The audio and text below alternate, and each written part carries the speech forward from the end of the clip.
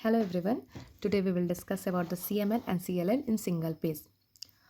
I guess I made this CLL and CML in a simple way जिससे आप लोग को बहुत easy हो इसको लर्न करना और मेडिसिन का टॉपिक इतना वास्ट ना लगे. Then first we will discuss about the CML. CML क्या होता है, किस एज ग्रुप में प्रेजेंट होता है? एज ग्रुप में प्रेजेंट होता है most common 45 to 60 years of age. Incidence कैसे इंक्रीज होता है? Incident increases with age. ठीक है. और CLL किस एज ग्रुप में प्रेजेंट होता है? एल्डरली और जीरियाट्रिक एज ग्रुप में. ठीक है. तो फर्स्ट अगर बात करें अभी तक क्या क्या हमने पढ़ा. AML भी पहले मैंने लास्ट वीडियो में AML और ALL डिस्कस किया था. AML भी अकॉर्डिंग टू इसके मतलब एल्डरली एज ग्रुप में ही प्रेजेंट होता है, 65 अराउंड एज में प्रेजेंट होता है. और CML भी 45 to 60 एज ग्रुप में ही प्रेजेंट होता है और इंसिडेंस जनरली इंक्रीज करता है एज के साथ. बस ALL है पीडियाट्रिक एज ग्रुप में भी प्रेजेंट होता है. एक्सट्रीम्स ऑफ एजेस में ALL देखा जाता है. एक्सट्रीम्स ऑफ एजेस में देखा जाता है मतलब या तो पीडियाट्रिक या तो जीरियाट्रिक. ओके. तो उसके बाद डिस्कस करते हैं कॉजेज़. कॉजेज़ में क्या क्या है? ऐसे तो CML का कोई कॉज अभी तक नोन नहीं है, बस समथिंग थ्योरी है फिलाडेल्फिया क्रोमोसोम के कारण होता है. तो हम लोग बस वही डिस्कस करेंगे. इसमें क्या होता है? ट्रांसलोकेशन हो जाता है फिलाडेल्फिया क्रोमोसोम के. ठीक है. Due to translocation of the Philadelphia chromosome. ठीक है. तो अगर ट्रांसलोकेशन होगा फिलाडेल्फिया क्रोमोसोम के कारण तो translocation present between the 9 and 22 number chromosome. Translocation present between the long arm of chromosome number 9 and long arm of the chromosome number 22. अब इसके कारण क्या होता है कि BCR ABL जीन का फ्यूज़न हो जाता है. ठीक है. इस दोनों के ट्रांसलोकेशन के कारण BCR ABL जीन का फ्यूज़न हो जाता है. ट्रांसलोकेशन क्या है जिसको हाइब्रिड जीन बोलते हैं और बैलेंस ट्रांसलोकेशन होता है ये, जिसके कारण प्रोडक्शन होता है नोबल ऑन्कोप्रोटीन का. नोबल ऑन्कोप्रोटीन का नाम है P210. मॉलिकुलर वेट होता है इसका 210 किलो डाल्टन. ठीक है. उसके बाद ये क्या करता है? नोबल ऑन्कोप्रोटीन की एपोप्टोसिस को इनहिबिट करता है, मतलब सेल डेथ नहीं होने देता. ओके.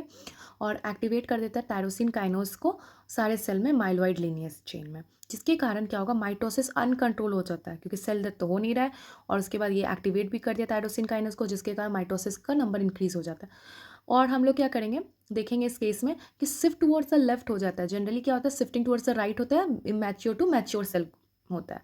बट इस केस में इमैच्योर सेल मैच्योर सेल से इमैच्योर सेल की तरफ वापस से शिफ्ट हो जाता है, जिसके कारण entire sequence of the precursors and arising from the metamyelocyte myelocytes and myeloblast का नंबर इंक्रीज हो जाता है शिफ्ट टुवर्ड्स द लेफ्ट. ये मोस्ट कॉमन क्वेश्चन है, 2-3 इसमें. फर्स्ट इसका ये कौन सा जीन इन्वॉल्व है, तो हम लोग मतलब ये पढ़ना है कौन सा ट्रांसलोकेशन इन्वॉल्व है CML में. तो translocation between chromosome number 19 and 22, NEET PG का क्वेश्चन पहला. दूसरा, कौन सा जीन में फ्यूजन हो गया? BCR ABL1 translocation fusion. कौन सा ऑन्कोप्रोटीन बना? Novel oncoprotein. ठीक है. और शिफ्ट क्या होगा? Towards the left. क्या हुआ इसमें? Uncontrolled mitosis. ठीक है. प्रिकर्सर सेल में सारा का नंबर इंक्रीज हो गया. मेटामाइलोसाइट माइलोसाइट माइलोब्लास्ट. ठीक है. क्लिनिकल फीचर में हम देखते हैं किस किस एज ग्रुप में प्रेजेंट होता है. Clinical feature first age group 55 to 65 और ओल्डर. ठीक है. और सिम्टम्स में क्या क्या है? Involuntary weight loss more than 5% over 6 months. ठीक है. फिर हम देखेंगे fatigue, pruritus, sweating. Fatigue, pruritus and sweating. Then diarrhoea and flushing. Early satiety patient में प्रेजेंट होगा, जिसके कारण स्प्लीनोमेगैली होने का चांसेस होता है. प्रोग्रेसिव कॉन्स्टिपेशन पेशेंट में प्रेजेंट होगा. Pallor enlarge lymph node present होगा. टोटल सेल काउंट इंक्रीज होगा पेशेंट में. विस्कोसिटी बढ़ेगा, जिसके कारण प्रेप्रिज्म होगा. मायोकार्डियल इन्फाक्शन देख सकते हैं हम लोग. डीप वेनस थ्रोम्बोसिस देख सकते हैं. ब्लाइंडनेस प्रेजेंट हो सकता है. अब BCR ABL1 फ्यूजन के कारण क्या होता है? प्लेटलेट्स काउंट इंक्रीज हो जाता है. ल्यूकोस्टेसिस देखेंगे, जिसके कारण more than 1 lakh of cell per cubic mm present होगा. लंग्स और ब्रेन में मोस्ट कॉमन अफेक्टेड हो जाता है. ब्लास्ट क्राइसिस प्रेजेंस हो सकता है. प्लेटलेट काउंट डिक्रीज हो जाएगा. इन्फेक्शन प्रेजेंट होगा. अब आते हैं इसके इन्वेस्टिगेशन पे. CBC में देखेंगे हीमोग्लोबिन क्या होगा? डिक्रीज हो जाएगा. TLC काउंट इंक्रीज हो जाएगा. CML और CLL दोनों में TLC काउंट इंक्रीज होता है. AML और ALL में TLC काउंट AML में डिक्रीज होता है और ALL में या तो नॉर्मल रहता है, या तो इंक्रीज होता है, या तो डिक्रीज होता है. मतलब TLC काउंट AML और ALL में एक्यूट कंडीशन है, TLC काउंट तक आते आते टाइम लगता है. बट इस दोनों में क्रॉनिक है. क्रॉनिक है तो इस कंडीशन में क्या होता है? काउंट ईजिली इंक्रीज हो जाता है, ठीक है। डीएलसी इसमें क्या होगा, बेसोफिलिया मिलेगा, पहले ही बोल चुके हैं, शिफ्टिंग टुवर्ड्स द लेफ्ट, तो बेसोफिल्स ज़्यादा हो जाएगा। न्यूट्रोफिल एल्कलाइन फॉस्फेटेज स्कोर इस लो होगा। प्लेटलेट काउंट, इसमें ना 3 फेज होता है, जिसमें क्रॉनिक फेज में क्या होता है, प्लेटलेट काउंट इंक्रीज हो जाता है क्रॉनिक फेज में, ब्लास्ट क्राइसिस के टाइम पे प्लेटलेट काउंट डिक्रीज होता जाता है। ब्रोन मैरो का एग्जामिनेशन करेंगे तो हाइपर सेलुलर मैरो मिलेगा, हमें क्या मिलेगा, हाइपर सेलुलर मैरो मिलेगा, ठीक है। माइलॉइड और इथ्रॉइड, माइलॉइड टू इथ्रॉइड रेशियो देखेंगे तो 15:1 मिलेगा। और फिश देखेंगे, फिश क्यों करते हैं, फिश हम करते हैं फिलाडेल्फिया क्रोमोसोम को एनालिसिस करने के लिए। आरटीपीसीआर करके क्या मिलेगा, आरटीपीसीआर में बीसीआर ABL1 फ्यूजन, ठीक है। अब treatment, first line, second line, third line, ठीक है, मैनेजमेंट करते हैं। फर्स्ट लाइन इज इमैटिनिब, ये याद रखना है किसी भी कीमत में, first line treatment is imatinib.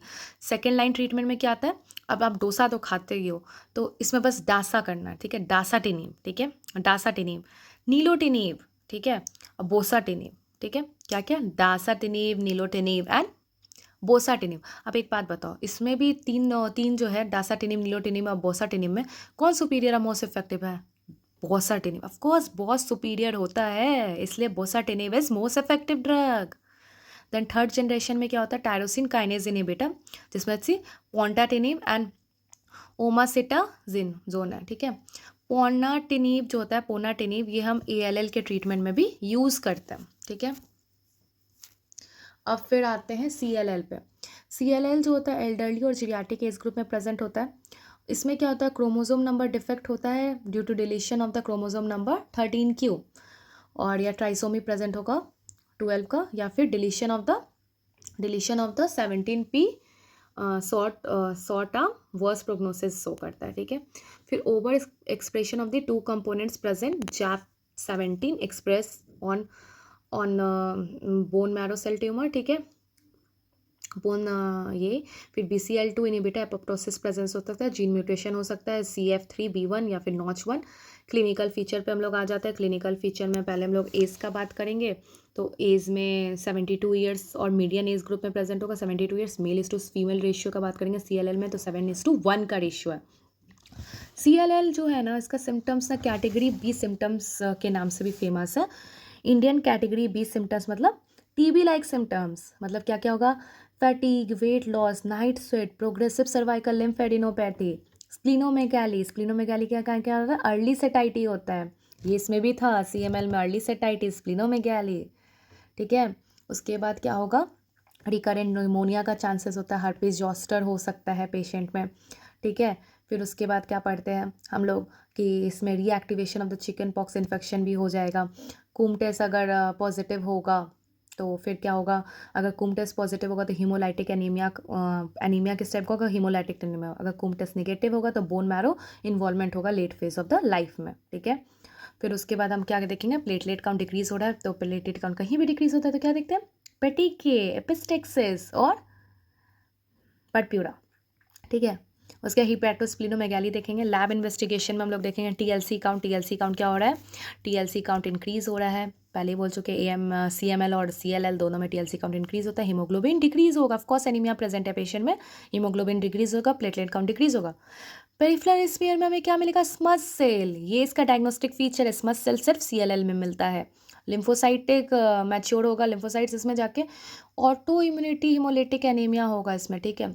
क्यों, क्योंकि इसमें स्फेरोसाइट प्रेजेंट हो जाता है। स्फेरोसाइट प्रेजेंट होगा तो क्या होगा, नॉर्मल सेल उसको, मतलब जब ये क्या होगा, स्फेरोसाइट्स के कारण RBC का सेव स्फेरोसाइट टिक हो जाएगा, जिसके कारण RBC का डेथ होने लगेगा, ठीक है। हम डायग्नोसिस में flow cytometry on the peripheral blood, इसका diagnosis of investigation of choice है, okay, flow cytometry on peripheral blood. फिर हाइपोगामाग्लोबिनेमिया करेंगे, जिसमें IgG लेवल डिक्रीज हो जाएगा, ठीक है। Biopsy of the lymph node और मेटाबॉलिक प्रोफाइल करेंगे। अब ट्रीटमेंट क्या होता है, ट्रीटमेंट में हम क्या करेंगे, देखेंगे एज ग्रुप क्या है। अगर एज ग्रुप 65 से कम है तो हम FCR ट्रीटमेंट करते हैं। FCR में क्या क्या आता है, फ्लूड्राबीन, ठीक है, फ्लूड्राबीन, साइक्लोफॉस्फामाइड और रिटॉक्सीमैब, क्या क्या आता है, फ्लूड्राबीन, cyclophosphamide and रिटॉक्सीमैब।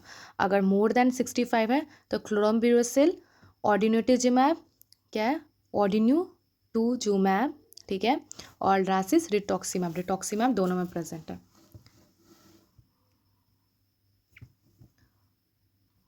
Thanks for watching.